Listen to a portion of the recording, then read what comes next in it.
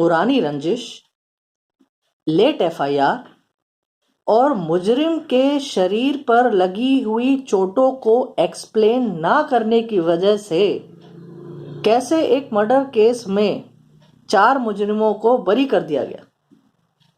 ये एक recent honourable supreme court की 3 जजेस फुल बेंच जजमेंट है जिसका नाम है Nandlal and others versus state of Chhattisgarh 2023 volume 10 SCC page 470। देखिए, इस केस के फैक्ट्स कुछ इस तरीके से हैं कि ये 2 फैमिलीज थी जिनके बीच में एक पुरानी रंजिश, पुरानी दुश्मनी थी, क्योंकि ये दोनों फैमिलीज जो है, जो वहां के सरपंच जहाँ रहते थे वहां के सरपंच के चुनाव में लड़ते थे और इसलिए इन दोनों के बीच, फैमिलीज के बीच में दुश्मनी थी। तो एक तरफ तो फैमिली जो थी वो थी जंगदे फैमिली, सरनेम था जंगदे, और दूसरी तरफ जो फैमिली थी वो थी कार्तिक राम, जिनके बेटे थे आत्माराम, और अन्य सदस्य जो फैमिली में थे। तो ये जो घटना है, इस केस के फैक्ट्स ये थे कि जंगदे फैमिली के 8 लोग प्लस उनके 4 रिलेटिव्स, टोटल 12 लोग, इन पे आरोप था कि 3 नवंबर 2006 को करीब रात के 8:30 बजे इन 12 लोगों ने हमला किया आत्माराम के घर पे, और वहां पे कार्तिक राम, जो कि आत्माराम जी के पिता थे, उनको जान से मार दिया और उनकी बाकी फैमिली मेंबर्स को भी चोट पहुंचाई। तो ये घटना हुई 3 नवंबर 2006 को, और इसके बाद एक एफआईआर होती है उसके अगले दिन 4 नवंबर रात के, जो कि सुबह भी कह सकते हैं आप, सुबह के 3 बजे 3 AM पे। तो एफआईआर होने के बाद जो है पुलिस अपनी जांच पड़ताल करती है और जंगदे फैमिली के 8 लोग प्लस उनके 4 रिलेटिव 12 लोगों के खिलाफ चार्जशीट फाइल करती है मर्डर के लिए, जिसके बाद केस चलता है और इन सबको सजा हो जाती है कार्तिक राम के मर्डर की। वो अपनी अपील करते हैं हाई कोर्ट में, वो अपील डिसमिस हो जाती है, और उसके बाद इनमें से कुछ मुजरिम सुप्रीम कोर्ट में भी अपील करते हैं। जो जंगदे फैमिली थी उनके 8 लोगों की तो सजा पूरी हो जाती है, तो इसलिए उन्हें छोड़ दिया जाता है, पर जो 4 रिलेटिव्स थे उनकी अपील जो है इस केस में सुप्रीम कोर्ट तक पहुंचती है। तो ये 4 रिलेटिव तो जो थे, इनका नाम है, एक तो है नरेश कुमार, और बाकी 3 जो है उनका नाम है नंदलाल, भगवत और राम दुलार। अब ये चारों लोग कैसे इस मर्डर केस में बरी हो गए, ये मैं आपको बताता हूं। सबसे पहले मैं आपको नरेश कुमार का बताता हूं। तो जो नरेश कुमार था, उसका ये डिफेंस था, उसका ये कहना था कि नरेश कुमार ने आत्माराम पर हमला नहीं, बल्कि आत्माराम ने नरेश कुमार पे हमला किया।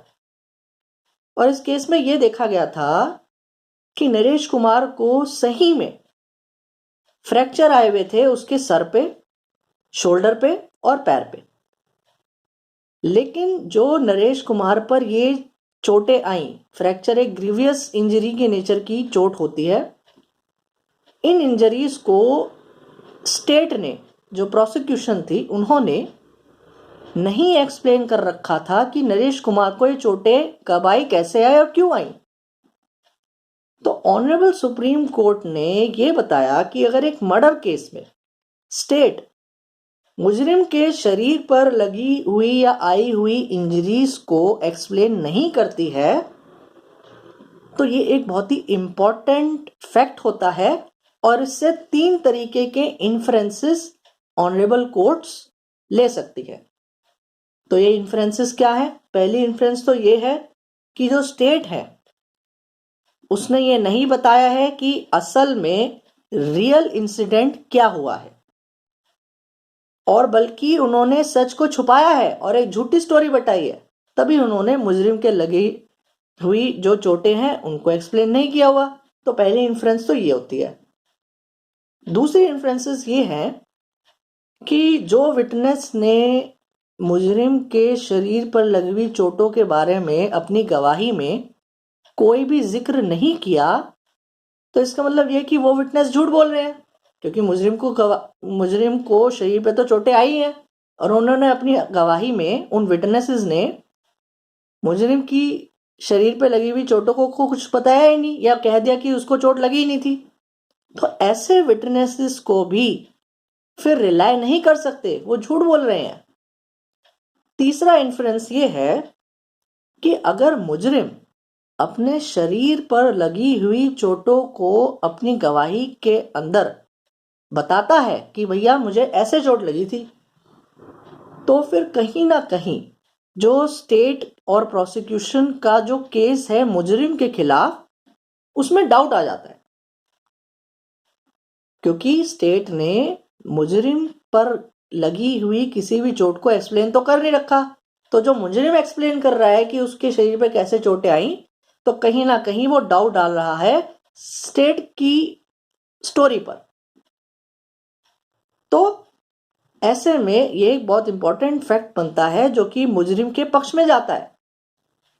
और अगर किसी केस में इंटरेस्टेड विटनेस है या फिर ऐसे विटनेसेस हैं जिनकी मुजरिम से पुरानी कोई रंजिश हो, तो ये तो और भी फेवर में हो जाता है मुजरिम के, क्योंकि पॉसिबिलिटी है कि ऐसे विटनेसेस मुजरिम को झूठा फंसा रहे हो, क्योंकि उनकी मुजरिमों से पुरानी रंजिश है। देखिए, इसकी एक्सेप्शन होती है। हो सकता है कि जो स्टेट ने मुजरिमों की इंजरीज को जो एक्सप्लेन नहीं किया हुआ, वो ऐसी इंजरीज हो कि बहुत माइनर हो, थोड़ी बहुत चाटा या थोड़ी बहुत कोई चोट हो। तो ऐसे में अगर एक्सप्लेन नहीं किया हुआ तो वो इतनी बड़ी कोई बात नहीं होती।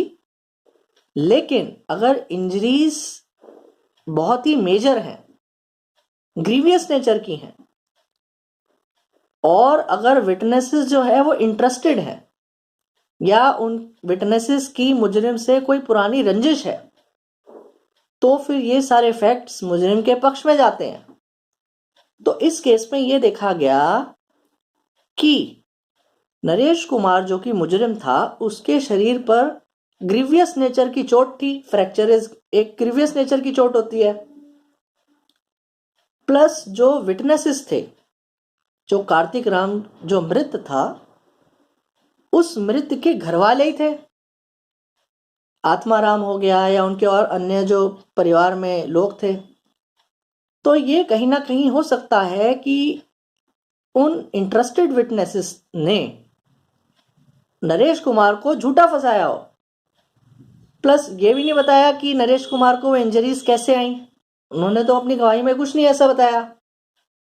प्लस पुरानी रंजिश भी थी जंगदे फैमिली और कार्तिक राम की फैमिली में। तो इस सब को देखते हुए नरेश कुमार को तो ऑनरेबल सुप्रीम कोर्ट ने बेनिफिट ऑफ डाउट देते हुए बरी कर दिया। और जो बाकी 3 एपेलेंट्स थे, जो और मुजरिम थे 3, नंदलाल, भगवत और राम दुलार, उनके रिलेशन में ऑनरेबल सुप्रीम कोर्ट ने ये कहा कि सबसे पहला फैक्ट तो ये कि एफआईआर लेट करी गई। जो ये एफआईआर जो हुई है वो 4 नवंबर की सुबह 3 AM को हुई है, और जो ये इंसिडेंट है वो एक दिन पहले 3 नवंबर को रात के 8:30 बजे है। तो कम से कम 5-6 घंटे का गैप है एफआईआर होने में। तो कहीं ना कहीं ये एक पॉसिबिलिटी है कि जब एक एफआईआर को लेट दर्ज कराया जाता है, तो हो सकता है कि इतने टाइम गैप आने के बाद जो विटनेसेस जो है जिन्होंने एफआईआर करवाई, वो कुछ ऐसे लोगों का नाम भी ऐड कर दें एफआईआर में जो कि वहां पे मौजूद ही नहीं थे, जिन्होंने वो गुनाह किया ही नहीं था। इस केस में भी कुछ ऐसा ही था, क्योंकि जो ये 3 मुजरिम थे, नंदलाल, भगवत और राम दुलार, जब ये एफआईआर हुई इससे पहले जो पुलिस ने कुछ डॉक्यूमेंट्स बनाए थे, उन डॉक्यूमेंट्स में इन तीनों मुजरिम का नाम था ही नहीं। तो कहीं ना कहीं ये पॉसिबिलिटी उठती है कि इन तीनों मुजरिमों को जो मृत कार्तिक राम की फैमिली वाले थे उन्होंने पुरानी रंजिश के चलते फंसा दिया, क्योंकि वो भी जंगदे फैमिली के रिलेटिव ही थे। तो इस तरीके से ऑनरेबल सुप्रीम कोर्ट ने नंदलाल भगवत और राम दुलार को भी लेट एफआईआर प्लस पुरानी रंजिश के चलते बेनिफिट ऑफ डाउट दिया और इन तीनों को भी इस मर्डर केस में बरी कर दिया। तो इस तरीके से अगर किसी मर्डर केस में एफआईआर लेट कराई जाए या फिर पार्टीज के बीच में कोई पुरानी रंजिश हो या फिर अगर मुजरिम के शरीर पर किन्हीं तरीके की इंजरीज आई हो और स्टेट उसको एक्सप्लेन ना करे तो ऐसे में मुजरिमों को बरी भी कर दिया जाता है। Thank you.